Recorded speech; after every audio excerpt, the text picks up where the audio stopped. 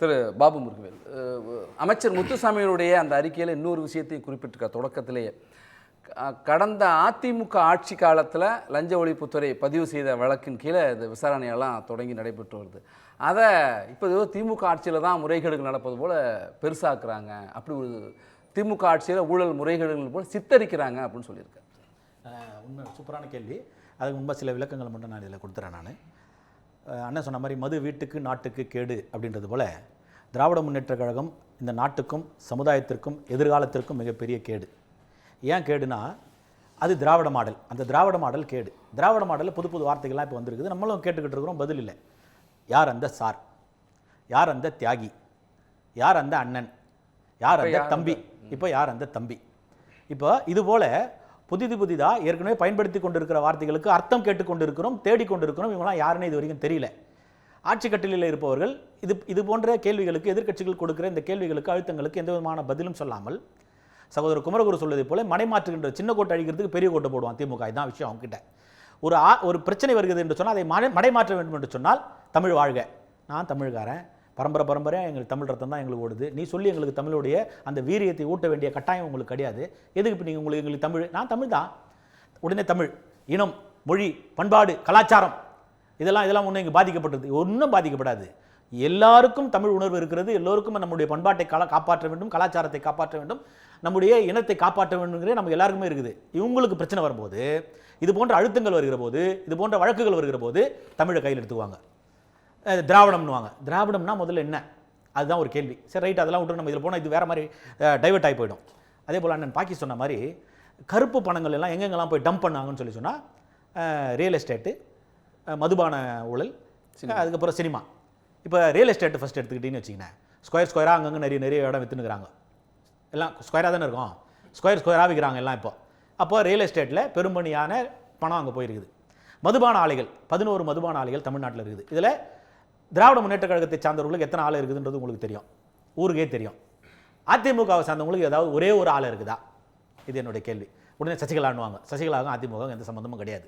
ஆச்சா, அதிமுகவை சார்ந்தவர்களுக்கு எந்த விதமான மதுபானமே ஆலையும் கிடையாது. இப்போ திமுகவினுடைய மதுபான ஆலைகளுக்கு எந்த விதமாக கருப்பு பணம் போய் டம்ப் ஆகுது. 2. 3வது இப்போ சினிமா துறையில் இப்போ அந்த சிவப்பு ஜெயிண்ட் அது பெருசாக ஜெயிண்ட் ஆகுது. இப்போ எங்குமே இல்லாமல் வந்து அதிமுக ஆட்சின்னு 11 ஆண்டு கால ஆட்சியில், 10 ஆண்டு கால ஆட்சியில் அந்த ஜெயிண்ட் எங்கே இருந்ததுன்னே தெரில. இந்த 4 ஆண்டு ஆட்சியில் இப்போ நான் வர 5ஆம் தேதி ரிலீஸ் ஆக போகுது மணிரத்னத்தோட படம், Madras talkies production, Rajkamal international release, red Jain movies வெளியீடு. எப்படி பாருங்க, இவங்க 2 பேருக்கும் அதெல்லாம் தெரியாது. மெட்ராஸ் டாக்கீஸுக்கு ஒன்றும் தெரியாது, ராஜ்கமலுக்கும் ஒன்றுமே தெரியாது, அறிவு இல்லை, அடிப்படை அறிவே இல்லை, எப்படி ரிலீஸ் பண்ணணும். அவங்களுக்கு ஒரு உதவி தான் இவங்களுக்கு. ஆமாம், அதான் இப்போ குமரகுரு சொன்ன மாதிரி தான் நானும் சொல்கிறேன். நான் உதவி இல்லாதவங்களுக்கு பண்ணுங்கன்ற, நான் நீங்கள் இல்லாதவங்களுக்கு உதவி பண்ணுங்க. இப்போ அவங்களுக்கு எது உதவி இப்போ தேவைப்படுது. ஆச்சா, இதெல்லாம் முடிஞ்சு. இதை தாண்டி இந்த இந்த என்கொயரியே என்ன பண்ணுறேன்னா, என் கம்ப்ளைண்ட்லேருந்து தான் வந்திருக்குதுன்ற. நான் கொடுத்த கம்ப்ளைண்ட்லேருந்து தான் இந்த என்கொயரியே வந்திருக்குதுன்றேன். எப்படின்னா, கடந்த 1.5 ஆண்டுகளுக்கு முன்பாக அன்றைக்கு இருந்த நிதியமைச்சர் சகோதரர் பிடிஆர் பழனிவேராஜன் பேசியதாக ஒரு ஆடியோ வருது. 30,000 கோடியும் சபரியும் உதயம் சேர்த்து வச்சிருக்கிறாங்க, அதை எப்படி ஹேண்டில் பண்ணுறதுன்னு அவங்களுக்கு தெரியல, மொழி பிதுங்கி இருக்கிறாங்க அப்படின்னு சொல்லிட்டு வாய்ஸ் அவரது மாதிரி தான் இருந்துச்சு. நான் கன்ஃபார்மே பண்ணல, எதையுமே அவரது மாதிரி தான் இருந்துச்சு. இவங்க 2 பேர் மேலே அக்யூஸ் பண்ணுறாரு. அக்யூஸ் பண்ணுற வாய்ஸ் யார்? நம்ம தமிழ்நாட்டினுடைய ஒரு அமைச்சருடைய வாய்ஸாக தெரிகிறது. யார் அக்யூஸ் பண்ணுறாங்க? ஒரு துணை முதலமைச்சர் அக்யூஸ் பண்ணுறாங்க, ஒரு முதலமைச்சருடைய மருமகனை அக்யூஸ் பண்ணுறாங்க. இது எல்லாம் பொய்யாவே இருக்கட்டும். ஒரு குரல் பதிவு தன்னுடைய மகனின் மீதும் தன்னுடைய மருமகனின் மீதும் அக்யூஸ் பண்ணி ஒரு குரல் பதிவு வருகிறதுனா, அப்போ அதுக்கு மேலே நீங்கள் ஒரு என்கொயரி வச்சிருக்கணுமா இல்லையா? நீங்கள் அரசாங்கம் ஒரு மந்திரி பேரில் யாரோ ஒருத்தர் தப்பான ஒரு ஒளிப்பதிவை வெளியிட்டு இருக்கிறார்கள், அவர்கள் மீது உரிய நடவடிக்கை எடுத்து யார் கண்டுபிடிக்கணும்னு சொல்லிடணுமா இல்லையா? சொல்லலை. நான் என்ன பண்ணுறேன், மத்திய புலனாய்வுத்துறைக்கும் அமலாக்கத்துறைக்கும் நான் கம்ப்ளைண்ட் அனுப்புகிறேன். கம்ப்ளைண்ட் அனுப்பி இந்த மாதிரி ஒரு குரல் பதிவு இருக்கிறது, நான் அதுலேயும் நான் சொல்லவே இல்லை, இவங்க தான்ட்டே இந்த மாதிரி ஒரு குரல் பதிவு உலாவிக் கொண்டு இருக்கிறது, இதனுடைய உண்மைத்தன்மையை நீங்கள் கண்டுபிடிக்க வேண்டும். காரணம், என் மந்திரி வாய்ஸ்ல எவனோ பேசியிருக்கிறான், நான் சொன்னது தான், என்னுடைய நாட்டின் மந்திரி மீது யாரோ ஒருத்தர் போல பேசியிருக்கிறான், அதனால் அதனுடைய உண்மைத்தன்மையை நீங்கள் கண்டுபிடிக்க வேண்டும். அதே போல என்னுடைய இன்னொரு மந்திரி மீது அக்யூஸ் பண்றாங்க, என்னுடைய முதலமைச்சருடைய மருமகன் மீது குற்றம் சொல்றாங்க, அதனால் நீங்க இதில் கண்டுபிடிச்சு நீங்க நாட்டுக்கு தெரியப்படுத்தணும். அப்படின்னு சொல்லி நான் ஒரு கம்ப்ளைண்ட் அனுப்புகிறேன். அந்த கம்ப்ளைண்ட்டுக்கு அமலாக்கத்துறையும் மத்திய புலனாய்வுத்துறையும் எனக்கு திரும்ப ரிப்ளை அனுப்புகிறாங்க. உங்கள் கம்ப்ளைண்ட் நாங்கள் பெறப்பட்டிருக்கிறது, அதன் மீது உரிய நடவடிக்கையை நாங்கள் எடுத்துக்கொண்டிருக்கிறோம், உரிய விசாரணையை மேற்கொண்டு இருக்கிறோம் சொல்லி எனக்கு பதில் கொடுத்துருக்காங்க. அப்போ அந்த பதிலின் அடிப்படையில் தான் இப்போ இந்த விஷயம் நடக்குது. இது ஒரு பாட்டு. ரெண்டாவது, செந்தில் பாலாஜி மேலே வழக்கு பதிவு பண்ணுறாங்க. அவர் தம்பி அப்ஸ்காட் ஆகிறாரு, 2 வருஷம் ஆள் இல்லை. நான் ஒரு என்னுடைய இயக்கத்தினுடைய பொதுக்கூட்டத்துக்காக ஒரு ஊருக்கு போகிறேன். பக்கத்தில் இருந்த மலைப்பிரதேசத்தில் இருக்கிற ஒரு இடத்துல போய் நான் தங்குறேன். பக்கத்து ரூமில் அசோக்குமார் இருக்கிறார். நான் பார்க்குறேன். என் கண்ணுக்கே பட்ட அசோக்குமார் ஏன் போலீஸ் கண்ணுக்கு படாமல் இருந்திருப்பாரு? ஏன் படலைன்னா, அவரை பிடிச்சா கேஸ் முடிஞ்சோன்னா செந்தில் பாலாஜி வெளியே வந்துருவார். இப்போ அதே தான், இப்போ இந்த ரத்தீஷும் ஆகாஷ் பாண்டியனும் தலைமறைவாயிட்டாங்கன்னா இவங்களை தலைமறைவே விட்டுருவாங்க. இப்போ இதில் முக்கியமானவங்க யாருன்னு சொல்லி இவங்க அரெஸ்ட் பண்ணாங்கன்னா அவங்க வர்ற வரைக்கும் பிடிக்கவே மாட்டாங்க அவங்கள. செந்தில் பாலாஜி மாதிரி 461 நாள் உள்ள இருப்பாங்க. யார் பிடிக்கிறாங்களோ விட்டு தான் பிடிக்க போறாங்க. இது விடுறதே பிடிக்கிறதுக்கு தான். இப்போ உங்களுக்கு சார், நம்ம போலீஸ் மாதிரி ஒரு போலீஸை நீங்கள் பார்க்கவே முடியாது. இந்தியன் போலீஸ் ஆட்டம், தமிழ் போலீஸ் ஆட்டம். நீங்கள் முயற்சி செஞ்சு இந்த வழக்கை முடிக்கணும்னு நினச்சாங்கன்னா வித்தின் 5 days முடிச்சிருவாங்க. அந்த மாதிரி திறமையான அதிகாரிகள். ஆனால் அவங்க பிடிக்கக்கூடாதுன்னா போலீஸ் ஸ்டேஷன் பக்கத்துலேயே இருந்தாலும் பிடிக்க மாட்டாங்க. அவங்க விருப்பம் தான். அதனால் இந்த வழக்கை பொறுத்தவரையில் 1000 கோடி ஊழல்னு சொல்லி இப்போ நாங்கள் அன்னிதான் கேட்டால் யார் அந்த தியாகி, ஏன் தியாகின்னு இந்த வார்த்தையை சேர்க்குறோன்னா, மிகப்பெரிய அவர் எப்படின்னா வெளியே வந்த அன்னைக்கு ரிலீஸ் ஆகி 461 நாள் கழிச்சு வெளியில் வராரு. இவர் சொல்கிறார், உடனே முதலமைச்சர் மக்கள் தோன்றி மிகப்பெரிய தியாகத்தை செய்திருக்கிறார் அப்படின்னார். எதுக்கு தியாகம் செய்யணும்? ஏன் தியாகம் செய்யணும் சார்? சிம்பிள். அந்த 461 நாள் கூட இந்த 10 ரூபா வாங்காமல் இருந்தாங்களா சார்? அது எதுவும் தியாகம் அந்த போல? அதுதான் உடச்சு விட்டாரு. அவங்கள பாராட்டுறேன்னு சொல்லிட்டாருல சகோதரர் குமரகுரு. திமுக காரன் நான் பாராட்டுறேன், நானும் சேர்ந்து பாராட்டுறேன். நான் எதை பற்றியுமே கவலைப்பட மாட்டேன். நாங்கள் எதுக்கும் அஞ்ச மாட்டோம். நாங்கள் எங்களுக்கு தெரிஞ்சதெல்லாம் அண்ணன் துரைமுருகன் சொன்ன மாதிரி எலெக்ஷன் வருதுல்ல, வர 2026 பொங்கலுக்கு நாங்கள் துடு கொடுப்போம். எப்படி? அப்போ என்ன அர்த்தம்? இப்போ மக்களை ரொம்ப அலட்சியமா பார்க்குறாங்க. ரொம்ப கேவலமா பண்ணிக்கலாம், ரொம்ப கேவலமா அவங்கள துச்சமா நினைக்கிறாங்க. பேசலாம். மக்களை ரொம்ப துச்சமா நினைக்கிறாங்க. அதனால இப்போ இந்த வழக்கை பொறுத்தவரையில் 1000 கோடி அல்ல. காரணம், இப்போ எக்ஸைஸுக்கு பில்லு போடுறதில்ல. இப்போ ஒரு மதுபான ஆலையிலிருந்து பர்ச்சேஸ் பண்ணுறோன்னா பர்ச்சேஸ் பண்ணுறதுக்கு ஒரு எக்ஸைஸ் பில் இருக்கணும். எக்ஸைஸ் பில் வந்ததுக்கப்புறம் அது குடோனுக்கு வந்துடும். குடோன்லேருந்து எங்கெங்க டிஸ்பேச் ஆகுதுன்னு சொல்லிட்டு அதுக்கு ஒரு கணக்கு இருக்கணும். அதுக்கு ஒரு இண்டென்ட் போடணும். அந்த இண்டென்ட் போட்டு எந்தெந்த கடைக்கு போச்சுன்னு சொல்லணும். அந்த கடையில் என்னென்ன வித்து இருக்குதுன்னு சொல்லிட்டு அவன் ஒரு தனியாக ஒரு லெஜர் மெயின்டைன் பண்ணணும். ஸோ இந்த மூணுமே மேட்ச் ஆச்சுன்னா தான் வெளியில் அவுட்புட்டுக்கும் இங்கே சேல்ஸுக்கும் டேலி ஆகும். இந்த கணக்கு பொறுத்தவரையில் எக்ஸைஸ் டியூட்டிக்கு எக்ஸைஸ் பில்லே போடாமல் மதுபான ஆலையிலிருந்து கொள்முதல் செய்யப்பட்டிருக்கிறது. அப்போ கொள்முதல் செய்யப்படுகிற அந்த வழினா எக்ஸைஸ் பில்லு போட்டிங்கன்னா, ஃபார் எக்ஸாம்பிள் நான் எனக்கு எல்லாம் தெரியல, ஒரு உதாரணத்துக்கு சொல்கிறேன். கடையில் 100 ரூபாய்க்கு விற்கிறாங்கன்னா அந்த எக்ஸைஸ் மதுபான ஆலையிலிருந்து 45 ரூபாய்க்கு வாங்குவாங்க. ஆனால் இந்த பில்லு போடாமல் வாங்குறதோட பாட்டிலோட விலை தெரியுமா உங்களுக்கு? 15 ரூபாய். 15 ரூபாய்க்கு ஒரு மதுபான ஆலையிலிருந்து கொள்முதல் செய்து அதை 100 ரூபாய்க்கு ஒரு ஏழை குடியாரனுடைய வயிற்றில் அடித்து அவன் உழைத்து சம்பாதிக்கிற அந்த பணத்தை கொள்ளையடித்து அவர் ரத்தத்தை உறிஞ்சுகிற ஒரு அரசாங்கம் இந்த அரசாங்கம். இன்றைக்கு இப்போ சேலம் உள்ளிட்ட பல நகரங்களில் ஒரு போஸ்டர் வைரல் ஆகிருக்கு. யார் அந்த தம்பி அப்படின்னு கேட்டுட்டு டாஸ்மார்க் பணம் எந்த தம்பிக்கு போகுதுன்னு ஒரு கேள்வியை எழுப்பி போஸ்டர் விட்டு சகோதரர் குமரகுரு சொன்ன மாதிரி தான். சரி தம்பி, ஓகே தம்பி, எஸ் தம்பி, பாத்துக்கிற தம்பின்னு சொல்லிட்டு விசாகன் சொல்லியிருக்காரு இல்லையா? அப்ப அந்த விசாகனை தான் கேட்கணும். இப்ப நம்ம 3 நாளா ஒரு நீங்க சிம்பிளா பாருங்க, நம்ம பேசலாம். நம்ம முனவர் பாஷா இணைஞ்சிருக்கார், நம்ம அவர்கிட்ட போயிட்டு திரும்ப வரலாம். பாபு முருவேல், இப்போ நீங்கள் சொன்னீங்க என்னுடைய புகார் மனுவின் அடிப்படையில் கூட தொடர்ச்சி இருக்குது அப்படின்னு சொல்கிறீங்க. இன்னொரு விஷயத்தையும் நம்ம மீண்டும், ஏன்னா திமுக தரப்புலேருந்து அவர்களுடைய அமைச்சருடைய அந்த அறிக்கை தான் ஒரு வாதமாக முன்வைக்கப்படுகிறது. அப்போ நான் அதை மீண்டும் அவர் அறிக்கையிலேருந்தே கேட்டிருக்கேன். இந்த 1000 கோடிக்கான எந்த ஆதாரம் இல்லை.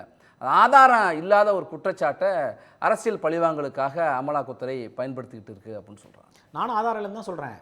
1000 கோடிக்கு ஆதாரம் இல்லை, லட்சம் கோடியில் இருக்குது. அது 1000 கோடின்னு சொல்லாதீங்கன்னு சொல்கிறேன் நான். 1000 கோடிக்கு ஆதாரம் இல்லை. 1000 கோடின்னு சொல்கிறது தப்பு. 1000 கோடிக்கு ஆதாரம் இல்லை, அது லட்சம் கோடி இருக்கும். அதனால் அதை தீர விசாரிக்கணும்னு சொல்லிட்டு இங்கே பாருங்கள், மார்ச் மாதம் இந்த விசாரணையை தொடங்குறாங்க. இப்போ எப்படின்னா, இந்த புலனாய்வு அமைப்புகள் நம்ம சிம்பிளாக எடுத்துக்கணும்னா, நம்மளுடைய லஞ்ச ஒழிப்புத்துறை இருக்குது இல்லையா, தமிழ்நாடு லஞ்ச ஒழிப்புத்துறை இருக்குது. அந்த லஞ்ச ஒழிப்புத்துறை ஒருத்தர்கிட்ட போய் டைரெக்டாக போய் ஒரு வீட்டில் சர்ச் பண்ண முடியாது, சர்ச் பண்ண மாட்டாங்க. அவங்க அந்த பேஸ் எல்லாம் ரெடி பண்ணிடுவாங்க ஃபஸ்ட்டு. இப்போ இவங்க ஒரு அரசு அதிகாரி, ஒரு முன்னாள் அமைச்சர், யாரோ ஒருத்தர் இது மாதிரி பண்ணுறாருன்னு சொல்லி சொன்னால், ஒரு புகார் வந்திருக்கிறது என்று சொன்னால், அல்ல புகாரே இல்லைனாலும் அரசியல் பழிவாங்கும் நடவடிக்கையாக எடுக்க போகிறோம் என்று சொன்னாலும், நாளைக்கு அரசாங்கம் மாறிக்கொண்டிருக்கும். அரசு நிரந்தரமானது, அரசாங்கம் மாறிக்கொண்டே இருக்கும். இந்த அரசாங்கம் மாறுகிற போது அதிகாரிகள் அதே அதிகாரிகளாகத்தான் இருப்பாங்க. அவங்க சஃபர் ஆகிடக்கூடாதுன்னு சொல்லிட்டு அவங்க கொஞ்சம் காஷியஸாக வேலை பார்ப்பாங்க. விசாகன் மாதிரி பார்த்துருக்க மாட்டாங்க. அவங்க கொஞ்சம் வேலை காஷியஸாக பார்ப்பாங்க. இவங்க கரெக்டாக என்ன பண்ணுவாங்க, எந்தெந்த இடத்துல இருந்து அதிகப்படியான சொத்துக்கள் வாங்கப்பட்டு இருக்கிறது, அவங்களுடைய டிரான்சாக்ஷன் என்ன, பேங்க் டீட்டெயில்ஸ் என்ன, யார் யார் மேலே பினாமி சொத்துக்கள் இருக்கிறது அப்படின்னு சொல்லிட்டு எல்லாமே ஏற்படும். அதுபோலத்தான் இந்த அமலாக்கத்துறையும் சாதாரண நேராக யாரோ ஒரு கம்ப்ளைண்ட் கொடுத்தாங்க, பாபு ஒரு லெட்டர் போட்டார், அந்த லெட்டரில் வந்தாங்க. அப்படி கிடையாது. என்னுடைய புகாருக்கு முகாந்திரம் இருக்கிறதா, அதில் ஏதாவது ஆதாரம் இருக்கிறதா, இதில் ஏதாவது உண்மையாக நடந்திருக்குமா என்று அவர்களுடைய புலனாய்வு அமைப்பு இடிலே வந்து பார்த்தீங்கன்னா டேரெக்டாக இடி மட்டும் கிடையாது, இடியில் ஒரு 4 பிரான்ச் இருக்குது. அதில் ஒரு பிரான்ச் வச்சு என்ன பண்ணுவாங்க, ஒரு இன்வெஸ்டிகேஷன் பண்ணுவாங்க. இன்வெஸ்டிகேஷன் பண்ணி ப்ரிலிமினரியாக அதில் ஒரு ஒரு பிரிமா ஃபேசி கேஸ் மேட் அவுட் ஆகுது அப்படின்னும் போது தான் அதுலேருந்து தான் இந்த ட்ரீ ஃபார்ம் ஆகும். அதுக்கப்புறம் யார் யார் போய் பார்க்கணும், எங்கெங்கே பார்க்கணும். இந்த அடிப்படையில் தான் செந்தில் பாலாஜியின் மீதுனுடைய அந்த அமலாக்கத்தினுடைய அந்த வழக்கு அதனுடைய தொடர்ச்சி தான் இதில் வராங்க.